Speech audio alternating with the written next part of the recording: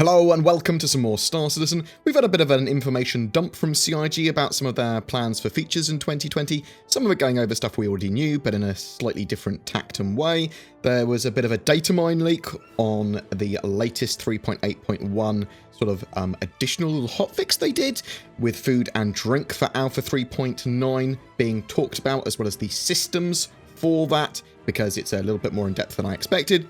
Let me dump a load of information on you, some of which will be pretty juicy. I'll link some source materials below for Pillar Talk, Star Citizen Leaks Reddit post, and time skips down below if you want to jump to the summary of Pillar Talk or the information on food and drink. So we had an update to the 3.8.1 live patch, which basically was just a tiny little tweak that fixed server crash, but also Star Citizen Leaks data mined some info from the PTU patches that were before testing out some fixes. So from those data mines, we can see that food and drink is actually a lot more in depth in 3.9 than previously thought. Food and drink has a nutritional density rating, an NDR, and a hydration efficacy index, a HEI. The higher the value, the better the food and the drink for sating your hunger and thirst. Obviously, food is more likely to have an NDR, and liquids and drinks are more likely to have a HEI value, though there's no reason something can't have both. So a standard bottle of water has an HEI, a hydration index, of 80, and the effect of hydrating.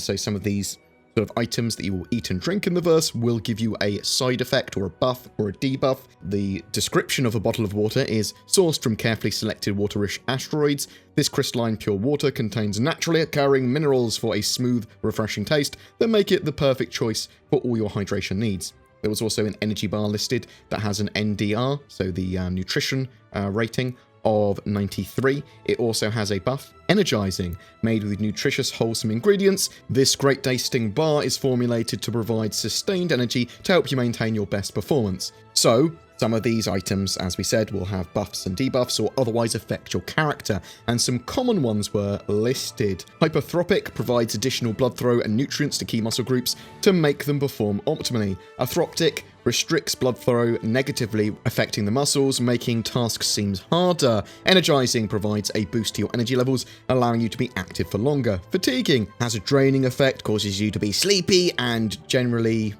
have a sense of exhaustion. Cognitive boosting encourages brain function by allowing additional focus while performing complicated tasks.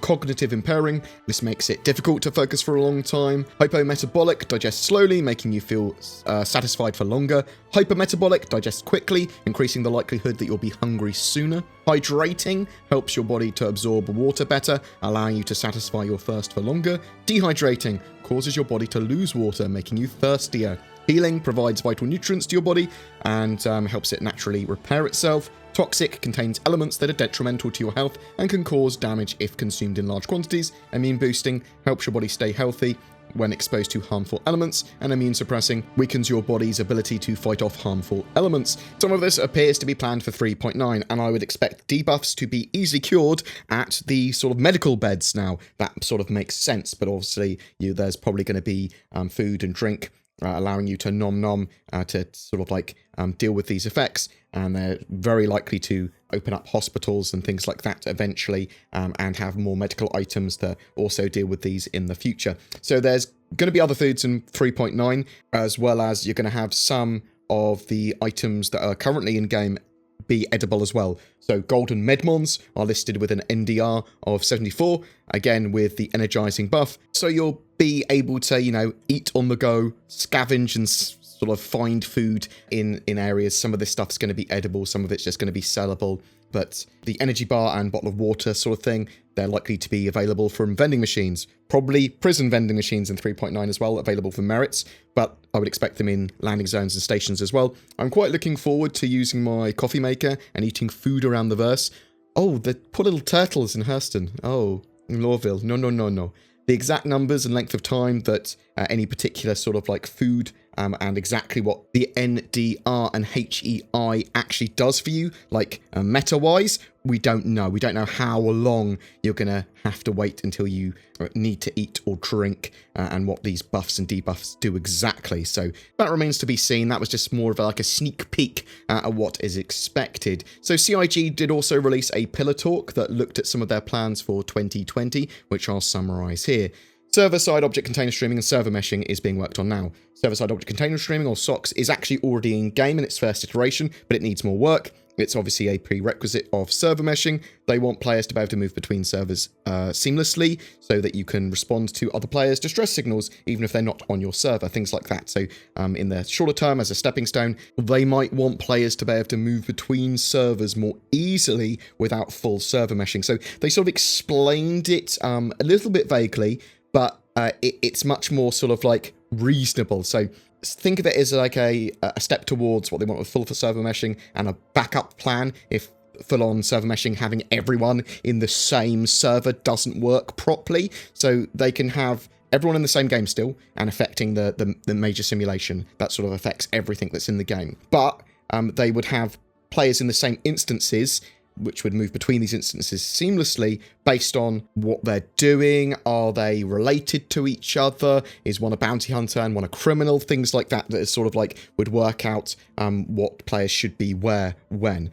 And with this sort of like system, they wouldn't have to worry about landing pads on stations and landing zones as much, maybe, because they could have players in overlapping instances that then has players in the same instances where appropriate, like if they're in the same group as you, if there's a conflict or a war between your orgs, if you are doing opposing sort of like gameplay mechanics, which PvP would then be sort of like a smart thing to happen, all this sort of stuff. So this wasn't exactly specifically said by CIG. This is me reading into it a bit, and it makes a lot of sense as well. So that's my thoughts on that. Persistence and iCache. So they're working on these systems at the moment. So the iCache is going to be able to have item location data sort of saved exactly where you've left something, where like a ship's been left, or an item, or a weapon, or whatever. The iCache more generally is like the database where all the player and entity data is held, which can be easily accessed, updated, and edited by the server at any given time. So they're going to be systems that might clean up items after a certain amount of time, though, but typically you'll be able to leave your ship in a certain place or leave a cache of weapons somewhere, and then based on their importance, they'll stay there for a certain amount of time. The idea is that you can eventually have bases set up and then stumble upon other people's leavings, that sort of stuff. There is a vast amount of gameplay area in Star Citizen that players will be able to populate, and things like server-side object container streaming, server meshing, persistence, and the iCache are all sort of like related to players having bases, having their own habs, having their own hangars that are all physicalized. Persistent resources are planned for 3.9, and I'll give you my take on this, because a lot of the stuff they were talking about is a little bit vague without supporting information for it at the moment, so it's harder for me to entirely understand where they're going with it. So this is going to see limits to resources in the verse, so, or at the very least, a way of tracking how much, like a mining vein, how many materials or whatever have been mined in a certain area, and then spawning less materials because of it. But the idea is that there is a fixed amount of material in any given area in the ground, and then once that's fully mined up, you'll have to move elsewhere. Eventually, they want discovery of materials and minerals and veins to be meaningful and valuable. You're not constantly going to exactly the same zone time and time and time again. This is going to change potentially by the day. Other people are going to be following each other, trying to find out where their mining zones are.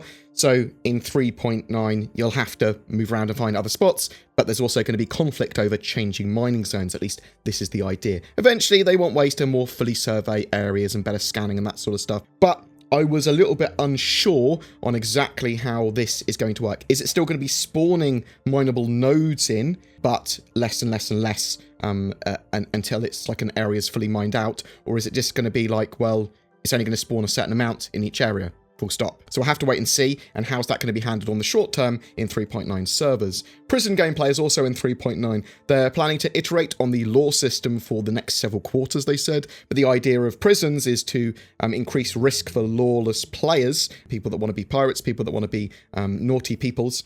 There is a lot of negatives to prison is the idea. You don't get your ship or your gear. You have to earn your way out or escape. But there's a lot of gameplay associated with prisons, which looks pretty cool. And if you want to learn more about prisons, we've done quite a lot of a deep dive into them in another couple of videos, which I will link down below.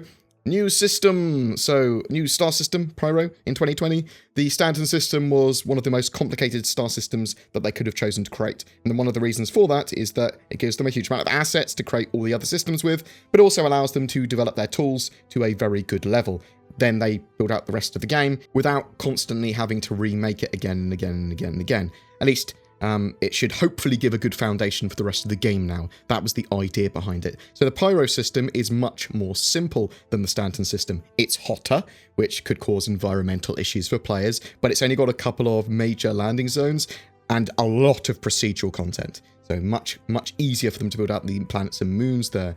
Jump points will connect this system to the Stanton system, but also allow, in the shorter term, a place for them to spawn and despawn other NPCs from, be they traders or pirates or vandal from other systems. It doesn't have to just be linking to the Pyro system. They could have other jump points, which are just sort of like deactivated for players, like Magnus, and have traders spawning and despawning there, and that sort of stuff, have incursions coming through, missions generated from there. It's quite a sensible way of doing things. Mapping and finding new jump points and wormholes will be a thing at some point. These might provide shortcuts or different routes around the verse and even around just the same system, but many will be limited in duration, so eventually those jump points or wormholes, the sort of ones you discover, will collapse. But they could be very lucrative and valuable to sell as locational information to traders or to pirates or to an org or something. Pyro is a lawless system, and there's a higher risk to the elements there. It's supposed to be sort of like dangerous because UE law doesn't apply there. It's the Wild West, and it's going to be much more tense meeting other players there, but there might be some very valuable materials to mine, dangerous missions, interesting bounty hunts, and more. Fuel and supplies might be harder to come by there as well, though there is Ruin Station to land and get resupplied at. They talk about being able to mine fuel and refuel other players too, which sounds like they want to try and get in this year, but there was no confirmation of that. The Pyro system, however, will be coming in 2020. One of the next major gameplay loops will be salvage. Pyro is expected to be good for salvage. Group gameplay, they want lobbies and the ability to get groups into a much better state and unify all the group and friend systems. Much easier to get into the game with your friends is the idea here. Also, UI work across the game had previously been a bit of a bottleneck, but they've got their new building block UI system, which will dramatically reduce the bottleneck with UI with pretty much every area of the game. Theatres of War, an objective-based quick action FPS combined arms Star Marine mode, is being worked on, and it's going to be in our hands, apparently, for the first half of 2020. Its first map is going to be the Crossroads of Crime map for up to 40 players at a time, and this sort of game mode will allow for things like rapid iteration for balance and testing, as well as evolving systems in a more focused way for the persistent universe. So it is going to have major uses for Star Citizen, except it's not, obviously it's its own sort of individual arcade mode where it doesn't matter if you die because you just respawn. It'll be interesting to see. The map we're going to have in our hands is the one we saw at the CitizenCon demo. It's Planet Nexus 3. There are different phases in these maps and has the sort of like gameplay constantly changing, though Tau or Theatres of War's major selling point is really the scale of Star Citizen's engine, but I love the idea of an objective-based sort of Star Citizen action-based mode. They want amazing scenes with space stations crashing into planets when destroyed and things like that as well. It'll be cool, but that's really it for the Star Citizen info dump. It's good to know that there's quite a bit more feature-wise to 3.9 than I originally expected. We've previously seen from a load of leaks as well that we've got Quantanium, which is sort of like something that's harvested for quantum fuel, but there's also a load of narcotics and other commodities planned potentially for 3.9 as well. I'm very much looking forward to the Pyro system as well, Theatres of War, and other features for 2020. But what do you think? Are you excited for 2020, or do you think it's going to be more of the same with each major patch with sort of like a lot of bugginess? It's still going to be very much alpha. It's going to be a while before they get it into a much more playable state. Are you looking forward to Tau, or is that not your cup of tea, Theatres of War game mode? Whatever your thoughts, I'd love to hear from you in the comments below. February 2020's giveaway is for a Cutlass Black and upgrade to a Cutlass Red as well, which you can apply separately, and a Star Citizen game package with that. So you don't need to own Star Citizen already. This is the full shebang. All you need to do to be in for a chance to win that is just comment on any of my videos made during this month. There are the full details in the description below. I'm a massive shill for a couple of services that you might find useful. NordVPN, they provide an affordable VPN service that provides many improvements over a free VPN. I use them. They have a huge range of servers, allowing you additional safety, security, and help you get access to content. It's usable while you're playing games or streaming or whatever. You can find the links down below or use the code BoredGamer to get up to 70% off and an additional free month as well. There's ShadowTech as well. They are a subscription-based cloud gaming PC service, allowing you to stream a gaming PC environment to another device, meaning that you don't need to own a gaming PC or upgrade. You can stream to your phone, you can stream to a lesser PC or a laptop or whatever. They are planning some amazing 4K gaming systems for 2021, and there's a waiting list for them, but you can use their Boost service, which is great for Star Citizen currently, and new accounts will activate in April for that. Right in time for Star Citizen now for 3.9. Again, links below and use the code BoredGamer for discount. BoredGamer is a community-supported channel, and you can help by liking, subscribing, and sharing these videos, as well as sharing your feedback in the comments below, or even emailing me at contact@boredgamer.co.uk. There's loads of links below to all my sort of social medias and Discord servers and all that sort of jazz.